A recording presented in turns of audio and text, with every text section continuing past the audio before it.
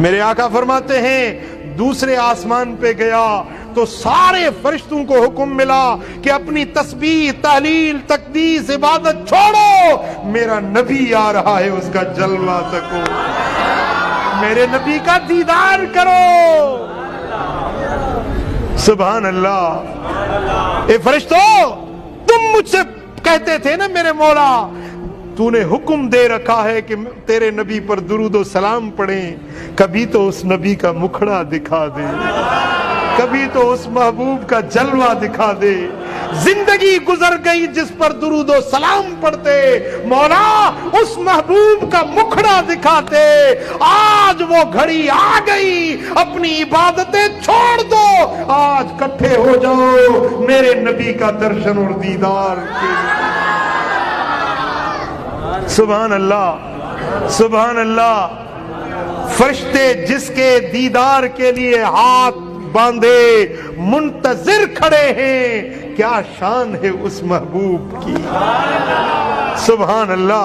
ذرا تصور تو کرے نا کہ سارے ساتوں آسمانوں کے فرشتے اپنی عبادت رب کی چھوڑ کر ہاتھ باندھے، با ادب گردن جھکائے اور منتظر کھڑے ہیں جس ذات کے جلوے تکنے کے لیے، ایک لمحہ حضور کا دیدار کرنے کے لیے فرشتے منتظر کھڑے ہیں۔ اس نبی کی بھی کوئی شان ہے یا نہیں؟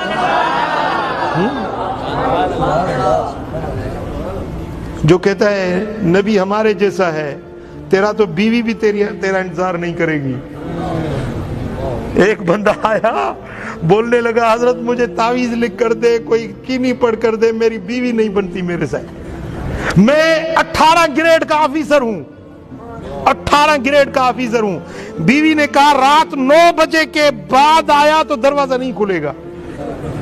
میں ایک میٹنگ میں تھا، بڑی کوشش کی لیکن 5 منٹ اوپر ہو گئے، 9:05 ہو گئے، دروازہ بند کر دیا۔ میں باہر سردی میں کھڑا ہوں، میں ایسے کپ کپا رہا ہوں، بیوی کو کہتا ہوں دروازہ کھولو، کہتی ہے دروازہ نہیں کھلے گا۔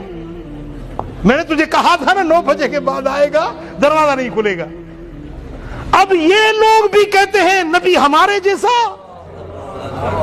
کوئی شرم آنی چاہیے، ڈوب کے مرنا چاہیے جو کہتا ہے نبی ہمارے جیسے تھے۔ میرے دوستو، جس محبوب کے انتظار میں اللہ کے نبی منتظر ہے، اللہ کے ولی منتظر ہے، جس محبوب کے لیے آسمانوں کے فرشتے قطار در قطار منتظر کھڑے۔ ہاں سبحان اللہ۔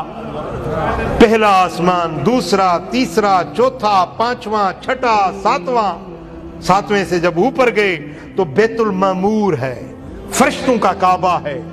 یہ جو مکے میں کعبۃ اللہ شریف ہے نا، اس کی اگر دیوار چنائی کرتے جاؤ تو 7 آسمانوں کے اوپر اسی دیواروں پر، اسی بنیادوں پر بیت المعمور کھڑا ہے۔ سائز میں اس کی لمبائی چوڑائی بالکل اتنی ہے جتنی مکے والے بیت اللہ کی۔ اگر اس کو نیچے اتارا جائے تو اس کعبے کے اوپر آ جائے گا، اس کو اٹھایا جائے تو بیت المعمور تک سیدھا چلا جائے گا۔ یہ دونوں ایک دوسرے کے برابر میں کھڑے ہیں۔ میرے آقا فرماتے ہیں جب وہاں پہنچا تو جد الانبیاء حضرت ابراہیم خلیل الرحمن کو دیکھا، بیت المعمور کو یوں تکیہ لگائے اللہ کی تسبیح پڑھ رہے تھے، تسبیح پڑھ رہے تھے۔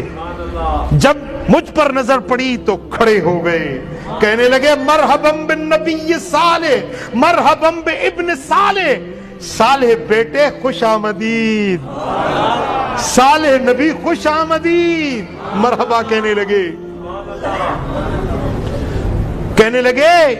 عرض کرنے لگے کہ یا رسول اللہ، جب آپ معراج سے واپس دھرتی پر جائیں نا تو اپنی امت کو میرا سلام کہنا۔ بولو السلام علی ابراہیم علیہ السلام۔ اس نے جو سلام بھیجا ہے آپ کو، پہنچانا سلام، اس نے سلام بھیجا ہے 7 آسمانوں سے اوپر سے، اس امت پر ابراہیم خلیل نے سلام بھیجا اور عرض کی یا رسول اللہ، اپنی امت سے کہنا کہ جنت ایک چٹیل میدان ہے، اپنی امت سے کہنا کہ جنت میں درخت لگائیں، باغ لگائیں، محل بنائیں، اپنے لیے ماڑیاں تعمیر کریں۔ تو میرے آقا نے فرمایا کہ میرے دادا جان اے ابراہیم خلیل الرحمن، میرے امت والے کس طرح جنت کے درخت لگائیں گے، کس طرح جنت کے محل تعمیر کریں گے؟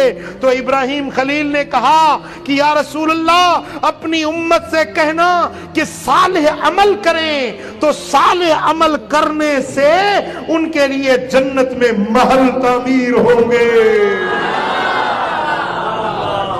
اگر جنت کے باغ لگانا چاہتے ہیں تو ان سے کہنا کہ یہ کلمہ پڑھیں، لا حول ولا قوت الا باللہ، یہ کلمہ پڑھتے جائیں گے، ان کے لیے جنت کے درخت لگتے جائیں گے، باغات بنتے جائیں گے۔